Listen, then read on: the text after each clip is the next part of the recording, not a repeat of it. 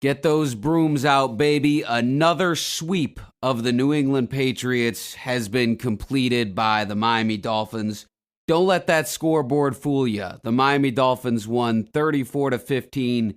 However, this game, offense, defensively, in the trenches, it wasn't even close. Tua Tagovailoa and the Miami Dolphins absolutely put the belt to the New England Patriots today. Excuse me if this video is a little bit rough around the edges. I got somewhere I gotta be, and of course, when I started recording, there was something wrong with the mic. I had to fix that, so I'm in a little bit of a time constraint, so I'm not going to be able to polish it as much as I usually do, which is really not much anyway. I riff, but usually I'll sit there and edit out the O's and ums, at least some of them. Not this time. You're getting the raw, uncut version of my reaction to this football game.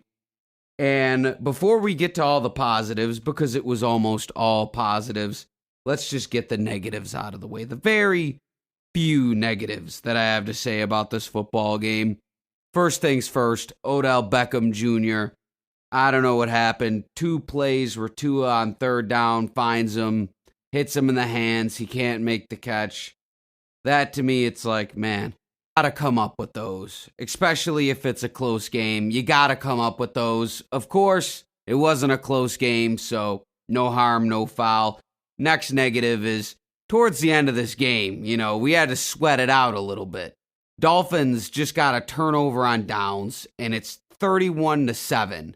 All right, and you just turned over the Patriots in the fourth quarter. And I kind of agreed. You put Skylar Thompson out there. You're starting at your own 25-yard line. What could go wrong? I mean, sure. Obviously, for a whole game, our backup quarterback situation is dog shit. All right? We're doomed if Tua is not playing.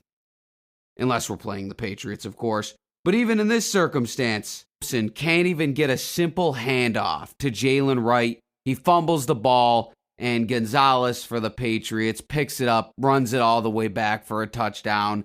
And all of a sudden, this blowout that we had going is all of a sudden a 2-score game. And you got to put Tua back out there. Tua does enough. Both times he had the ball towards the end, got a couple first downs, killed the clock. And you had to sweat it out a little bit. I mean, not too much of a sweat, but it shouldn't have been that close. I mean, you're running the ball out. And it's just, I don't know, man. Skylar Thompson, I felt so bad for him. When you seen Tua put back on his helmet, and he's just standing there on the sideline with his helmet on, you could just see that look on his face that was like, oh my God, I can't believe it. I can't believe I was about to just go out there and just be able to walk off a game, possibly throw a cheap touchdown pass at the end.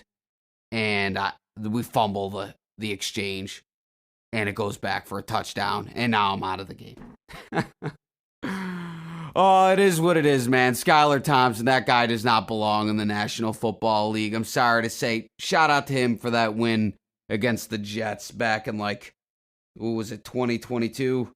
Shout out to him for that, but, man, he does not belong anywhere near an NFL roster, at least not at his current state. But that being said, let's get to these positives, man. This game started off fantastic. All right. Second drive of the game. All right. The Pats overcame some bad penalties, but then they hit the upright on the field goal. Right after that, it's going, dude. Tua gets the ball, slices and dices down the field. Jonnu Smith touchdown on 3rd and goal. Following drive, you get the ball back. Tua goes down. He has Achane for a one-on-one in single coverage with the linebacker. Achane can't come up with it. It doesn't matter. Tua slices and dices down the field, finds Achane for another touchdown. Waddle's going off. Towards the end of the half, you get another passing touchdown to Achane.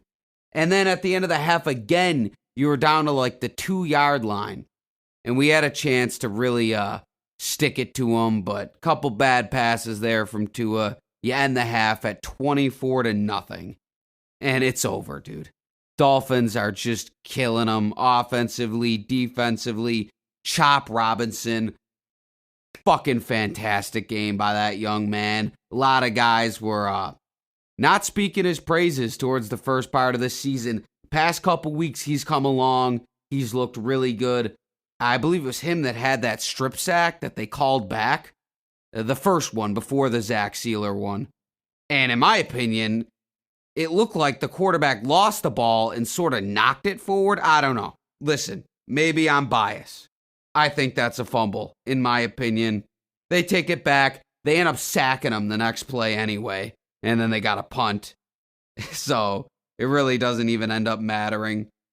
And then, of course, Tua hits Waddle for one last touchdown for that 4-touchdown performance. Tua ended up with 317 yards, 4 touchdowns, no picks. To me, this is the best game we're going to get all year, I think. Could it really get better than that? I don't think so, man, because you look back at, usually every year the Dolphins will give you one game where you look back on it and go, man, they had it that game. They were on fire. To me, I think this was that game. Just perfect, one way on, just perfect from start to almost finish. You know, perfect from start to maybe about midway in the fourth quarter. You know, it started to go off the rails a little bit. But, you know, it was great on the field. The Miami Dolphins killed them. Tua, I said a lot of critical things about our quarterback, Tua Tagovailoa. Since he's came back from that concussion, he's been a different man. All right, he's been on the move. I don't know what happened, dude. That picture of him on CBS where he looks like Bruno Mars, it doesn't do him justice, man, because he's got some dog in him right now. You could just see it. There was a play where Jonnu Smith got tackled and it was a pass interference. Dude, he's calling for it. I mean, you could just tell. This guy he's on a mission right now, so I don't know what's going to happen Thursday in the cold on Thanksgiving. But for now, I'm very pleased with our quarterback play from Tua Tagovailoa. He has been outstanding and today was his best game of the season by far.